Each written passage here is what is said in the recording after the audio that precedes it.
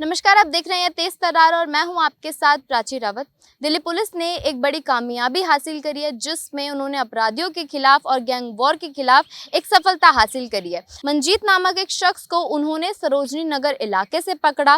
सरोजनी नगर में उसका काफ़ी आना जाना था, तो दिल्ली पुलिस के मुताबिक मैं कहूँ कि दिल्ली पुलिस ने बताया कि एक उनको सूचना मिलती है कि मंजीत नामक वो शख्स जो है सरोजनी नगर इलाके में उसका काफ़ी आना जाना है, तो उन्होंने वहाँ से उसको पकड़ लिया।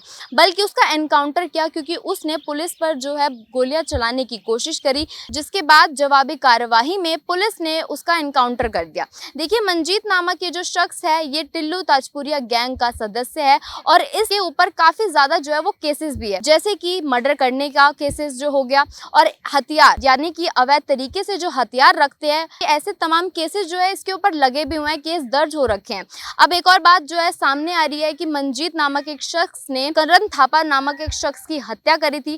करण थापा खुद एक गोगी गैंग का सदस्य है। देखिए, 28 मार्च 2025 को हमने भी एक न्यूज कवर करी थी अलीपुर इलाके से, जहां पर करण थापा नाम के एक शख्स की हत्या कर दी गई थी। उसी के घर के आगे जो है उसको गोलियों से भून दिया गया था। देखिए, करण थापक नामक जो ये शख्स है ये खुद एक गोगी गैंग का सदस्य है।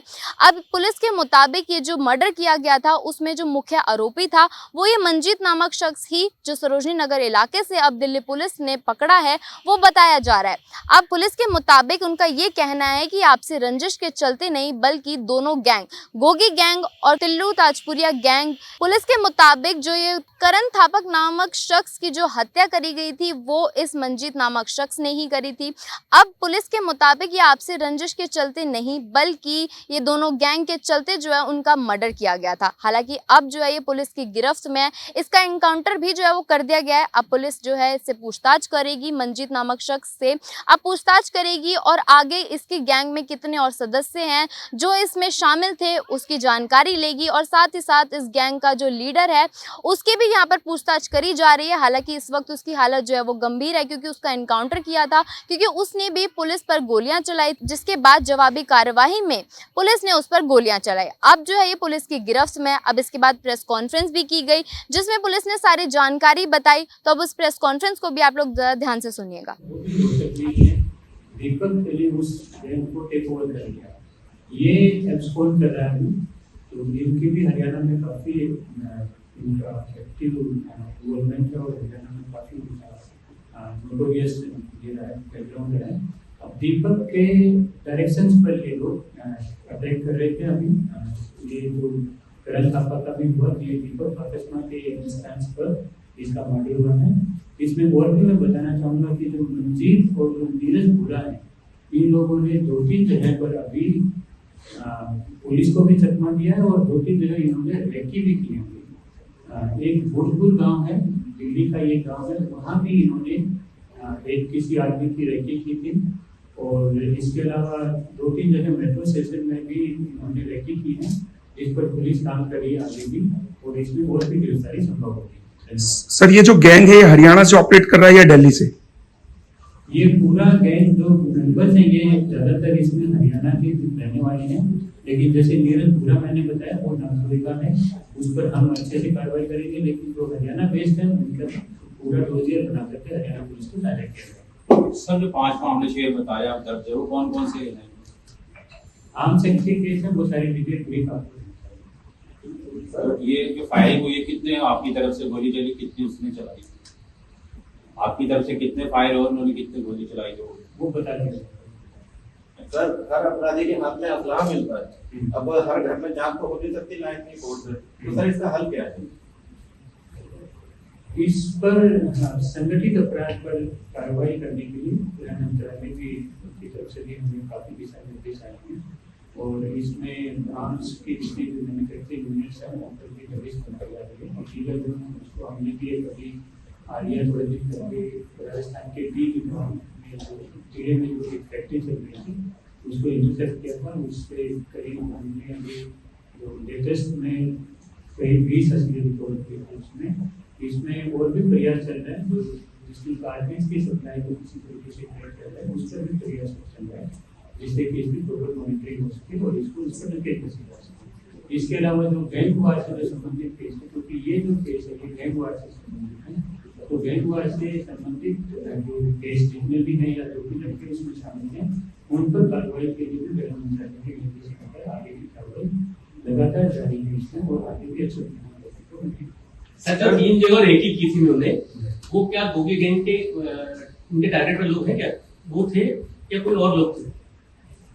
गैंग के तो टारगेट जरूर थे होगी तो मैं नहीं कहूँगा, लेकिन गैंगस्टर जितने भी थे वो तो टारगेट में हैं या गैंग के साथ जो एसोसिएट लड़के हैं या उनके जो सिंपैथाइजर रहे हैं उनके वो साथ जुड़े हुए तो इसमें कोई सर दूसरे राज्यों से अपराधी आके दिल्ली में वारदात को अंजाम दे जाते हैं, लेकिन सर क्या ये सीमा जो है दिल्ली की उस पर सुरक्षा की सवाल की घेरे नहीं होती?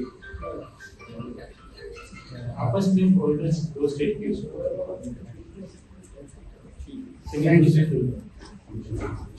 नई दिल्ली रेंज की टीम ने मंजीत इलियास दादा एक ट्रेडिड गैंगस्टर है, क्रिमिनल है, उसको अरेस्ट किया है।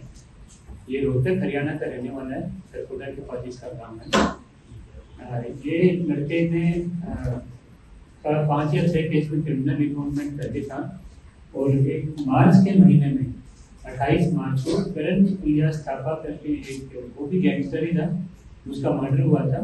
उस मर्डर केस में मंजीत इलियास दादा जिसको क्राइम ब्रांच ने अरेस्ट किया है उसने फायरिंग की थी, मेन रोल था उसका फायरिंग करने वाले ने। इसको कल एक ब्रीफ एनकाउंटर के बाद क्राइम ब्रांच की टीम ने इसको गिरफ्तार किया है। सरोजिनी नगर के इलाके में इसका पहले भी मूवमेंट होते रहे हैं, इसका पुराना वहाँ पर आना जाना रहा था। कल भी इसके वहाँ पहुँचने की सूचना मिली थी, उस सूचना पर काम करते हुए स्विफ्टली उस पर एक्शन लेते हुए उसको इंटरसेप्ट करने की कोशिश हुई। जब वो नहीं पकड़ में आया और उसने पुलिस पार्टी पर फायरिंग किया तो एक ब्रीफ एनकाउंटर के बाद जिसमें उसको पैर में चोट आई है उसको पकड़ा गया, उसको अरेस्ट किया गया और उसको तुरंत मेडिकल हेल्प के लिए भी उसको हॉस्पिटल शिफ्ट किया गया। इस केस में अभी एक आदमी और अभी एब्सकॉन्ड कर रहा है जिसका नाम नीरज इलियास पुरा है। ये लड़का अभी एब्सकॉन्ड कर रहा है, ये पुलिस गिरफ्त से बाहर है अभी इस केस में। ये 2 मर्डर केस में वांटेड है, बल्कि एक वीरेंद्र इलियास टंकू का भी एक मर्डर केस हुआ था उसमें ये वांटेड है। इसकी गिरफ्तारी के लिए भी अभी प्रयास चल रहे हैं। इसमें ये बताना चाहेंगे कि मंजीत जो है ये खरकोला रोहतक के पास गांव का रहने वाला है, ये हरियाणा का है और बहुत सारे गैंगस्टर अभी पकड़े गए हैं पिछले कुछ महीने में जो भी जिनका ओरिजिन हरियाणा में है और जो वारदात इधर दिल्ली में काफी अर्से से कर रहे हैं। अभी कोशिश करके इनका एक रोजियर भी बना करके पूरा हरियाणा पुलिस को भेजा जाएगा ताकि आगे की कार्रवाई या इनके और भी कोई एसोसिएट्स उन पर भी कार्रवाई की जा सके, इसके लिए रोजियर भी भेजा। सर क्या ये जो एक्यूज पकड़ा गया है इसके किसी गैंगस्टर से संबंध है?